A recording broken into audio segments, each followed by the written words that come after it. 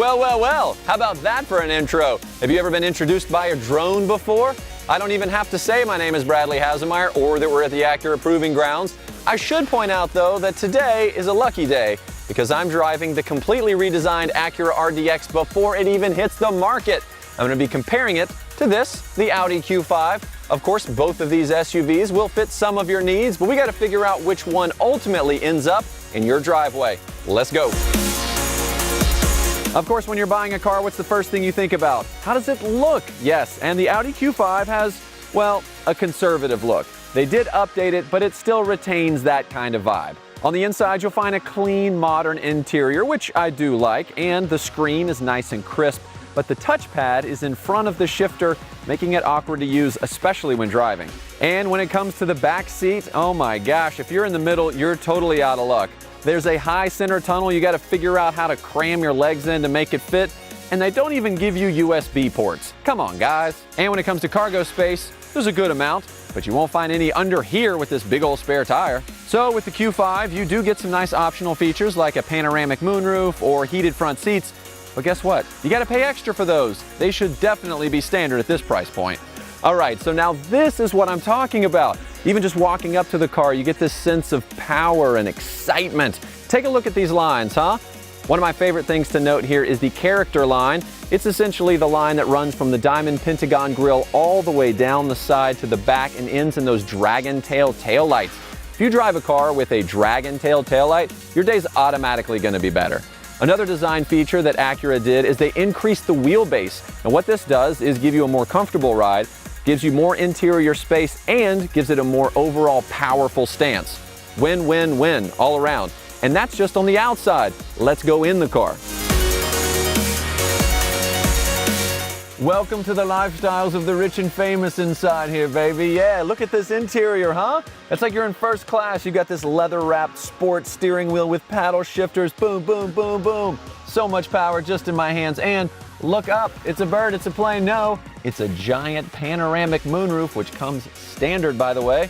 All this is based on Acura's precision cockpit, and I think it feels like first class. Of course, I don't really know what first class feels like because they flew me coach. Yeah, you did. You did. But I'm okay about that. One of the things I really love about this new interior is this 10.2-inch display. It's sharp, it's crisp, and it works with what I call the brilliant True Touchpad interface. No hashtag fake news, only True Touch here. Whatever you touch on the touchpad corresponds to the screen. There's no mouse, there's no buttons, there's no fumbling around, there's no reaching over here while you're trying to look at the nav and look. No. It's nice, it's clean, it's simple, and I don't know why anyone else has never done this before. And when it comes to audio, you've got premium speakers mounted high on the doors and available speakers mounted in the ceiling. Yes, that means you're getting a front to back, side to side, and top to bottom audio experience. If the words floating center console sound like a Zen meditation to you, well, that's good, because this beautiful area here brings you much peace and storage in the middle, in the back, underneath, plus 2 USB ports. Thank you, Acura. Let's just pause for a second and take a minute to reflect on the beauty that is this front seat. It's rich Milano leather, perforated so it's ventilated. That also means it can be heated. This thing can be adjusted up to 16 different ways. It's super comfortable, which is great for long road trips or just gazing at the moon through the moon roof. Of course, the people sitting in the front of the car have great leg room. Almost everyone offers that, but a lot of the competitors cram your friends in the back, especially your least favorite friend. You know what I'm talking about. Middle seat. Yeah. Middle seat Sammy is not happy in the other competitors' cars. But here, with no raised floor, he's thrilled. Oh, and also there's 2 more USB charging ports back there. You don't have to talk to your kids. Plug them in. And this is an SUV, of course, so let's talk cargo. Back here, cargo is top-notch. Check this out. Convenient underfloor storage, yes, perfect for hiding all of those things that you don't want seen. And unique to this segment, ta-da, even more underfloor storage. Now, let's say you've got something large that you need to put back here. That's fine. Just pull these handles. Boom. All seats fold flat. Now it's time to find out which one of these two has racing in its DNA. Oh, there we go. That's what I'm talking about. That's all thanks to the 2-liter turbo in this RDX. It delivers a surprisingly large amount of power and torque. And a lot of that torque is that 0 to 30, so you're really going to feel it as you're taking off. I really love how this cockpit's been designed around the driver. I've got this great steering wheel with paddle shifters right here, and if you want even more control, you can click through your different drive modes on the fly to help you connect better with the road.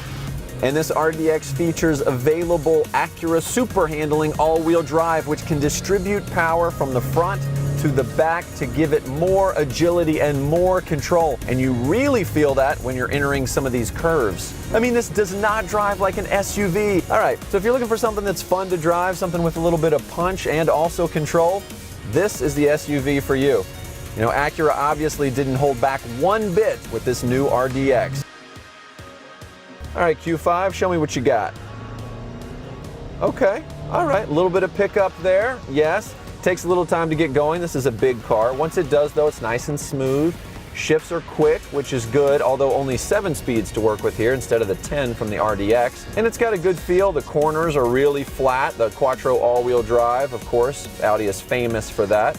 Overall, it's a decent ride, but it's definitely missing that racing spirit from the RDX. Hey, no disappointment here. The all-new Acura RDX is bold and distinctive. This SUV also comes loaded with so many great standard features that you'll pay an arm and a leg for on other brands, and I prefer to keep my appendages, thank you.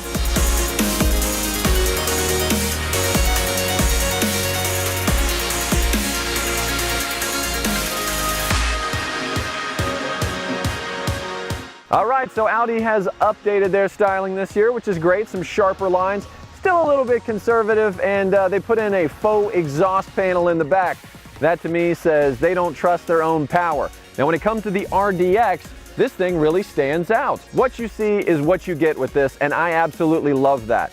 Not to mention the fact you're getting a car loaded with standard features that you're gonna have to pay a whole lot more for in something like an Audi, including Acura Watch driver assistance technologies. Yes, a whole suite of features that I don't have time to tell you about. But now it's your turn. Head to Acura.com, make your own comparison.